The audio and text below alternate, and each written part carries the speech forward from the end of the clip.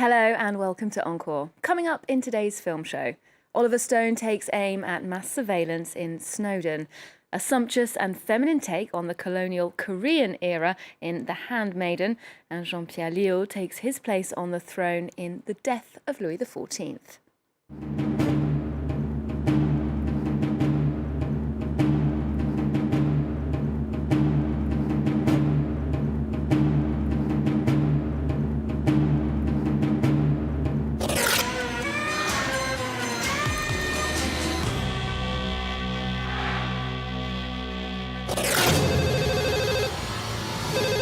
We are running out of time. They're gonna come for me. They're gonna come for all of you too.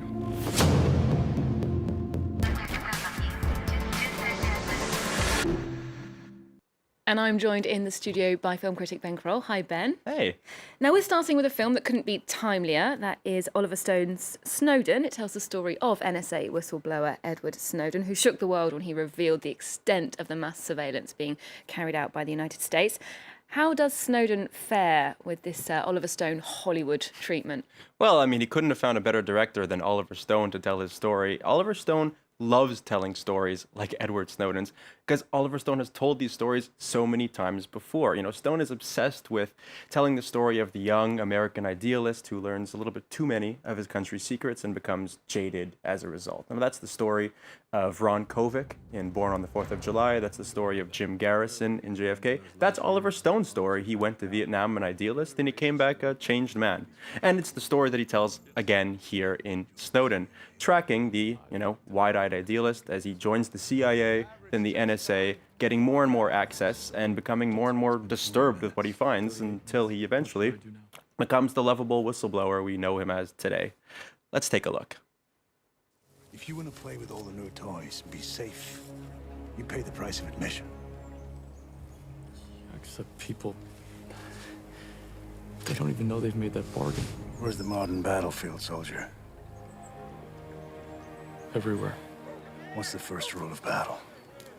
Never reveal your position. And if one unauthorized person knew? If Congress knew? And so would the enemy. That, Mr. Snowden, is the state of the world. Secrecy is security, and security is victory.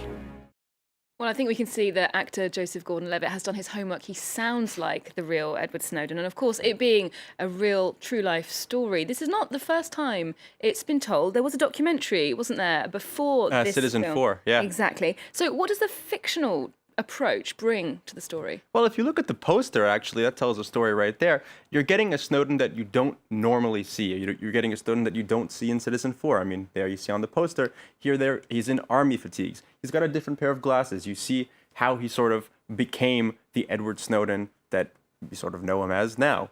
And for those beats, the movie works extraordinarily well. It works as this great pulse-pounding CIA thriller, the espionage game, the spy game, how everything works. Oliver Stone sort of visualizes the data mining that the NSA is going through in a really ingenious, very clean visual way that really tells the story well. It really lets you in on a complicated technological process with clear, clean, effective filmmaking.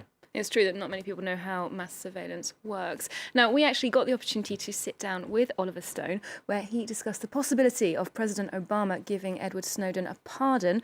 So let's hear from him. I don't have great hopes of it. It's a wonderful act of grace if the president did that, insofar as he's already persecuted. I really use the word persecuted. So many whistleblowers and so many journalists. He's made it very difficult for journalists to get any. What Washington seems to want to do is lock up and only give the leaks they want, the leaks that are favor the U.S., like the Panama Papers or something like that. They control those leaks, but not the ones that are critical of the government. So we are living in a closed news environment. It's an information war in a bad way. So I think we can say that for Oliver Stone, Snowden is something of a hero. Absolutely. And in some ways, Oliver Stone's hero worship kind of eats the second half of the film.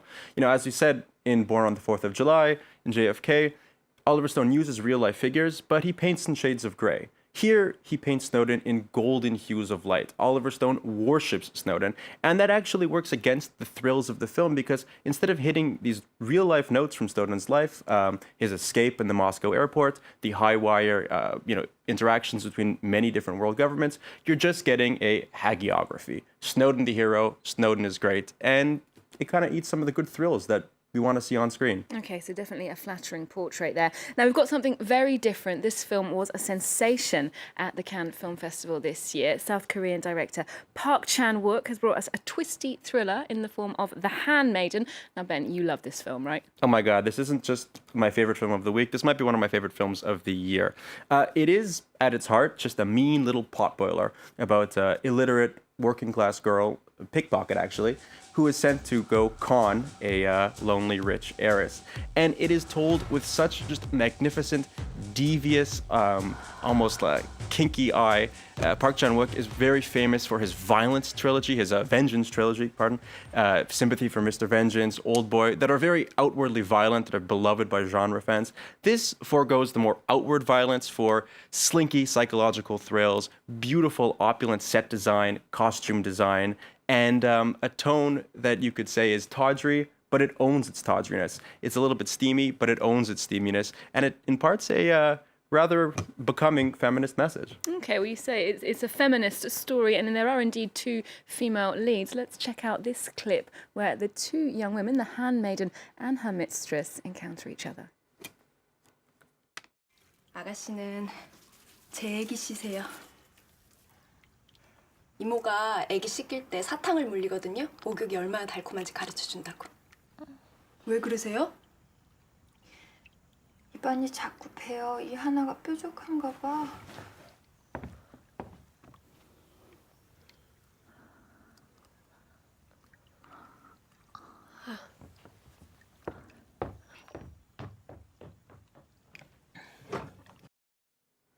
The film is actually based on a book, but the book is set in the Victorian England. It's set in Victorian London. And by moving it to 1930s Korea, Japan-occupied Korea, you have an entirely new set of residences. Instead of being about class, it's about nationality, ethnicity, pride, self-identity, and it really works in that new setting. I highly, highly, highly recommend Park Chan-Wook's The Handmaiden. Okay, so that's one to catch. Now we're moving from 1930s Korea to modern-day France for this next release, starring French actors Tahar Rahim and Emmanuel Seigner. This is called Heal the Living, also based on a book, in fact. It's about organ donation.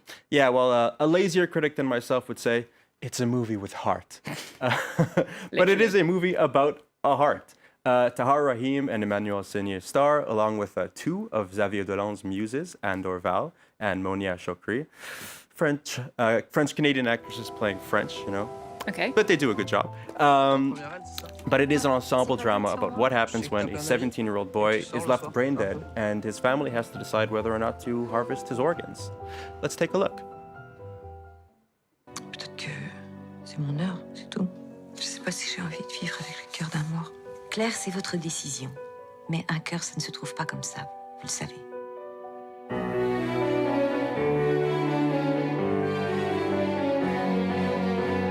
Au bout d'un moment, on pourra plus maintenir le cœur de Simon, mais il sera plus possible d'envisager un don.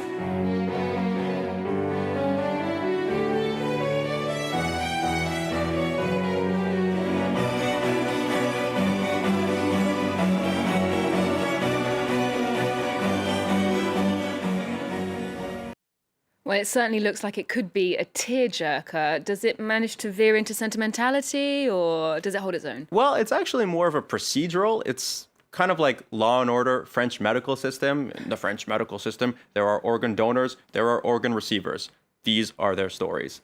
And Okay. you're just following the kid who's going to have his heart taken out, the parents of the kid, the nurses, the doctors, the woman who's going to receive the heart, her children. And the film really just moves from all of these different characters' perspectives with a really nimble and agile way. You know that the parents are going through the worst thing that's ever happened to them, but the doctors, it's just another day in the office. And the film doesn't dramatize the terribleness of the situation or the banality of the doctors' lives, making it something that is really interesting as a kind of art house film. It's certainly the kind of content that's rarely talked about. Now, we're moving to another French release from a decidedly different era, 300 years ago, in fact. Jean-Pierre Léaud plays the Sun King in The Death of Louis XIV. Now, Jean-Pierre Léaud, phenomenally important French actor. He was given the Palme d'Honneur at Cannes this year. That's recognition for a whole career. He started as a child star here in France. Yeah, he was discovered by François Truffaut when he was about 14 years old. And Truffaut was looking to cast Antoine Doinel in The 400 Blows. He looked at hundreds and hundreds and hundreds of kids. And as soon as he saw Léaud, well, he fell in love. They went on to make 4 more Antoine Doinel films together, and Léaud would star in many other films from the French New Wave. He would star in films by Jacques Rivette, by Jean-Luc Godard, and he went on to sort of incarnate kind of cinema in the French cinema. He played a filmmaker in Bernardo Bertolucci's Last Tango in Paris. He played a filmmaker in Truffaut's Day for Night. He later went on to play filmmakers in the 90s and in the 2000s for films like The Pornographer from Bertrand Bonello and Irma Vep for Olivier Assayas. And so he's really incarnated both the Nouvelle Vague and this French filmmaking spirit. Here, well, he's not playing a filmmaker, but he's playing France's biggest mythmaker of all, Le Roi Soleil, the Sun King, Louis XIV.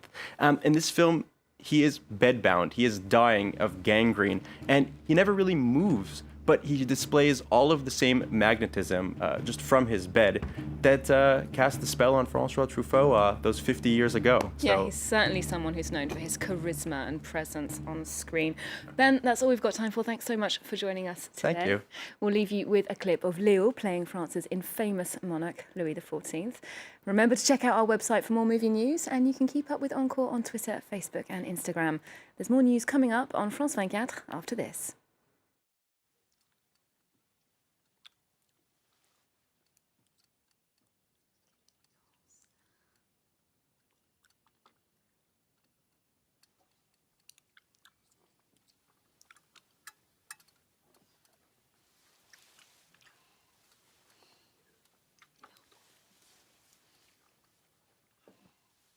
Bravo,